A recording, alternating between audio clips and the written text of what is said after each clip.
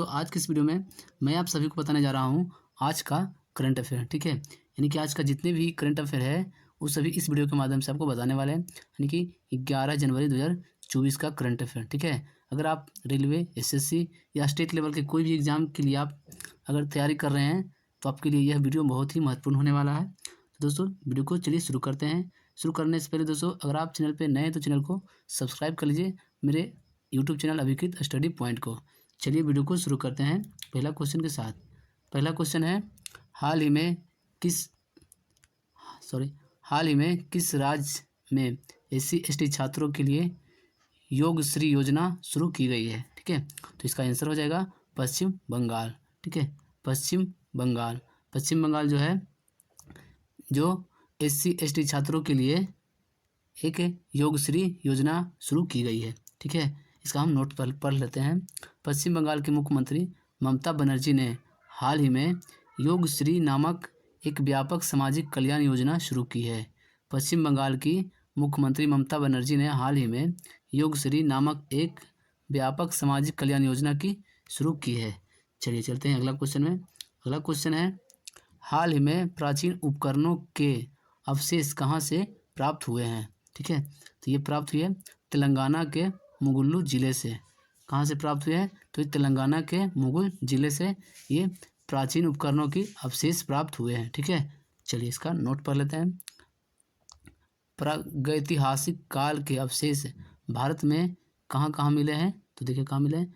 पुरापाषाण काल के समय की वह अवधि है जिसमें मनुष्य ने पत्थर के उपकरण बनाना शुरू किया।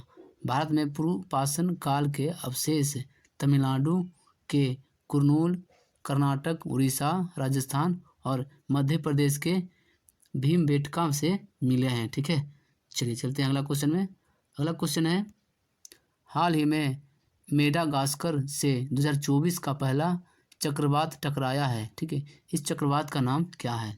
तो इसका आंसर हो जाएगा अल्बारो। ठीक है, अल्बारो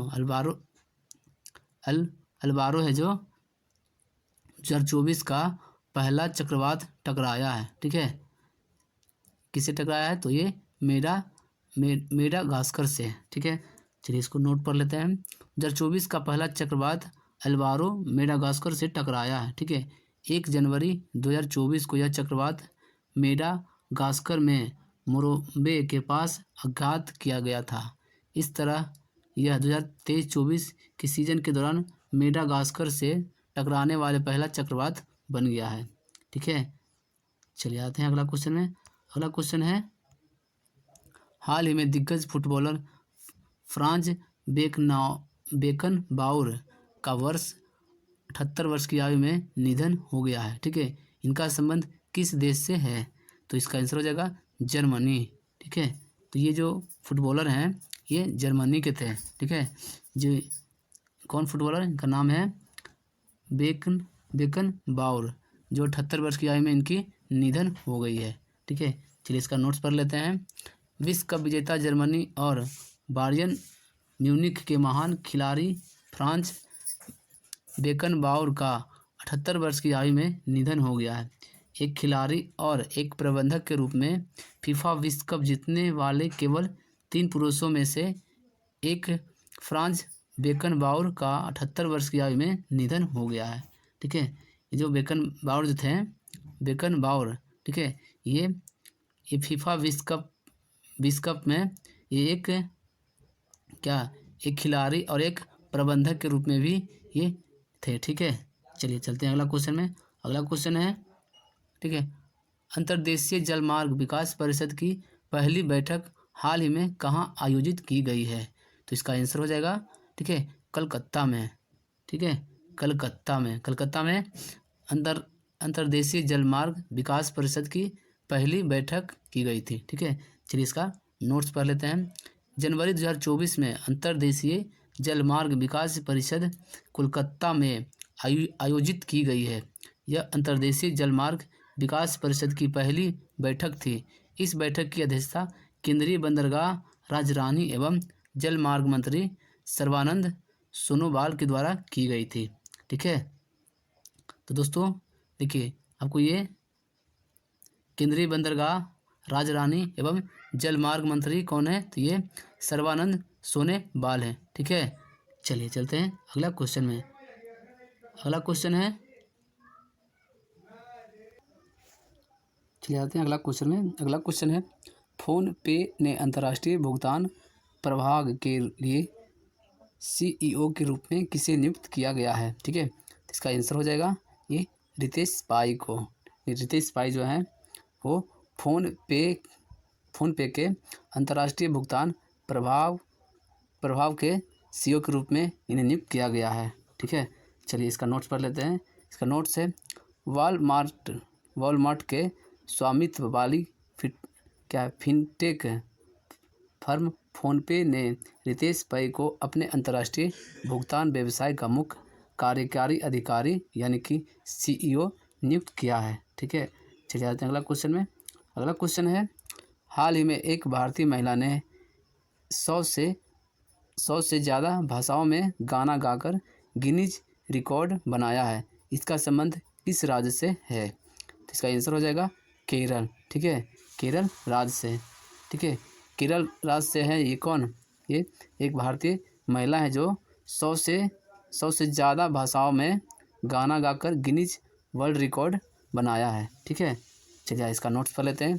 केरल की एक महिला ने 24 नवंबर 2023 को दुबई यानी कि संयुक्त अरब अमीरात में कॉन्सर्ट फॉर क्लाइमेट के दौरान आश्चर्यजनक 140 भाषाओं में अपने सिंगिंग टैलेंट का प्रदर्शन करके गिनीज वर्ल्ड रिकॉर्ड बनाया है। ठीक है, तो ये जो महिला जो थी ये कहाँ की थी? एक केरल की महिला है। ठीक है, इसने 140 भाषाओं का हुआ था, उसमें से 100 भाषा से अधिक, ठीक है, अपना 100 भाषा में अधिक अपना गाना गाकर टैलेंट अपना दिखाया और वो गिनीज वर्ल्ड रिकॉर्ड में अपना नाम को दर्ज किया है। चलिए आते हैं अगला क्वेश्चन में। अगला क्वेश्चन है, भारत सरकार रिवर क्रूज टूरिज्म और ग्रीन वेसल्स में कितने रुपये का निवेश करेगी? तो इसका आंसर हो जाएगा 60,000 करोड़ रुपया। ठीक है, 60,000 करोड़ रुपया है जो भारत सरकार river cruise tourism and green vessels के लिए ये निवेश करेगी। इसका नोट पढ़ लेते हैं। सरकार रिवर क्रूज टूरिज्म और ग्रीन वेसल्स में 60,000 करोड़ रुपये का निवेश करेगी। सरकार 2047 तक नदी क्रूज पर्यटन और हरित जहाज़ों के विकास पर 60,000 करोड़ रुपये का निवेश करेगी। केंद्रीय बंदरगाह पोत परिवहन राजमार्ग मंत्री सर्बानंद सोनोवाल ने सोमवार को यह जानकारी दी है। ठीक है, तो ये केंद्रीय बंदरगाह पोत परिवहन एवं जलमार्ग मंत्री कौन है? तो ये सर्बानंद सोनोवाल है। ठीक है, चलिए आते हैं अगला क्वेश्चन में। अगला क्वेश्चन है, इस साल जुलाई में होने वाले यूनेस्को की विश्व धरोहर समिति की अध्यक्षता कौन सा देश करेगा? ठीक है, तो इसका आंसर हो जाएगा भारत। ठीक है, भारत जो देश है ये 2024 के जुलाई महीना में होने वाले यूनेस्को की विश्व धरोहर समिति की अध्यक्षता करेगी। ठीक है, चलिए इसका नोट्स पढ़ लेते हैं।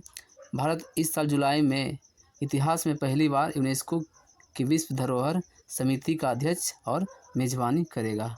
ठीक है, भारत जो है इस साल यूनेस्को की विश्व धरोहर समिति के अध्यक्ष और मेजबानी करेगा। चलिए आते हैं अगला क्वेश्चन में। अगला क्वेश्चन है, मोहम्मद शमी सहित कितने खिलाड़ियों को हाल ही में अर्जुन अवार्ड से सम्मानित किया गया है? ठीक है, तो इसका आंसर हो जाएगा टोटल 26 खिलाड़ियों को अर्जुन अवार्ड से सम्मानित किया गया है। ठीक है, 26 खिलाड़ी को क्या किया गया है? अर्जुन अवार्ड से सम्मानित किया गया है। जो एक मोहम्मद शमी जो हैं ये भारतीय क्रिकेट टीम के बॉलर हैं। ठीक है, इन्हें भी अर्जुन अवार्ड से सम्मानित किया गया है। चलिए इसका नोट्स पढ़ लेते हैं। ठीक है, मोहम्मद शमी समेत 26 प्लेयर अर्जुन अवार्ड से सम्मानित हैं। इन 2 स्टार्स को खेल रत्न, ठीक है, 2 स्टार जो खिलाड़ी उनको खेल रत्न भी मिला है। ठीक है, इस साल मिलने वाले सबसे बड़े सम्मान खेल रत्न अवार्ड से बैडमिंटन की स्टार जोड़ी चिराग शेट्टी और सात्विक साईराज रंकीरेड्डी को सम्मानित किया गया है। ठीक है, जो ये बैडमिंटन के खिलाड़ी हैं, ठीक है, उन्हें भी खेल रत्न अवार्ड से सम्मानित किया गया है। ये कौन है? ये चिराग शेट्टी और सात्विक कसाईराज रंकी रेड्डी को ये खेल रत्न सम्मान इन्हें भी दिया गया है। चलिए आते हैं अगला क्वेश्चन में। अगला क्वेश्चन है, किस राज्य में हाल ही में कॉलेज फंगथासी मिशन की शुरुआत की गई है? इसका आंसर हो जाएगा मणिपुर। ठीक है, मणिपुर में क्या फंगथासी जो मिशन है ये शुरू की गई है। चलिए इसका नोट पढ़ लेते हैं।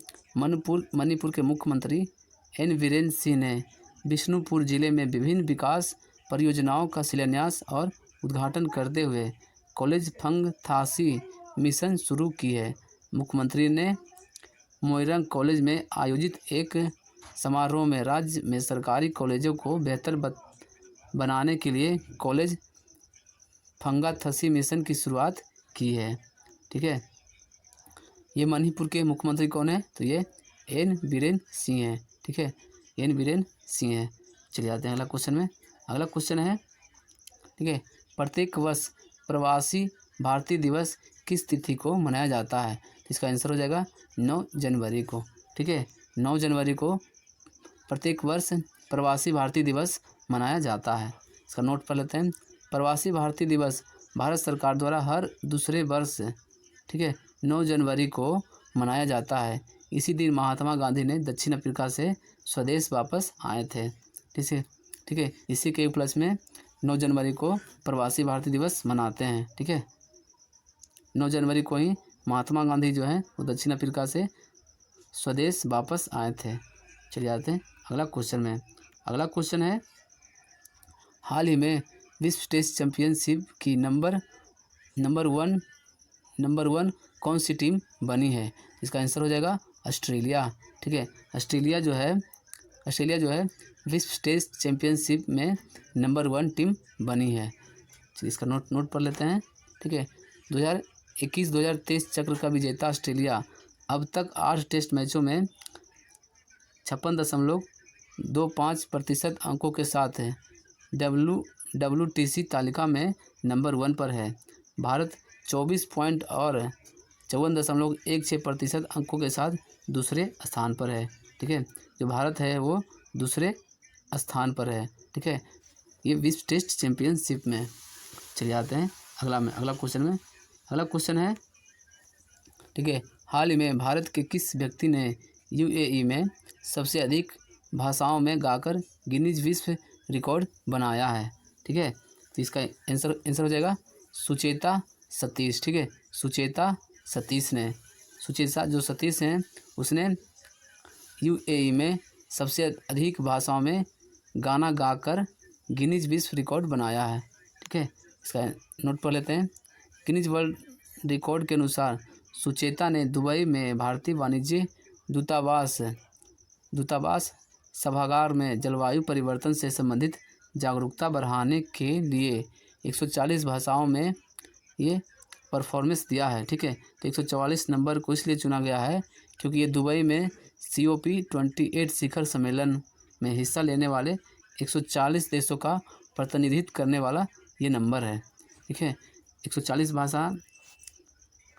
भाषाओं इसलिए है क्योंकि जो बैठक हुआ था COP28, ठीक है, इसमें 100 जो देशों की संख्या 140 थी। इसी कारण 140 भाषाओं में उन्होंने 40 भाषाओं में उन्होंने गाना गाकर ये गिनीज वर्ल्ड रिकॉर्ड अपने नाम किया है। कौन? तो ये सुचेता सतीश ने। ठीक है, सुचेता सतीश ने। चलिए आते हैं अगला क्वेश्चन में। अगला क्वेश्चन है, हाल ही में वैश्विक निवेशक सम्मेलन चेन्नई शहर में आयोजित किया जा रहा है। सॉरी दोस्तों, यहाँ आना चाहिए किस शहर में। ठीक है, सम्मेलन किस शहर में? तो इसका आंसर हो जाएगा चेन्नई में। ठीक है, चेन्नई में वैश्विक निवेशक सम्मेलन कहाँ किया जा रहा है? तो ये चेन्नई में किया जा रहा है। ठीक है।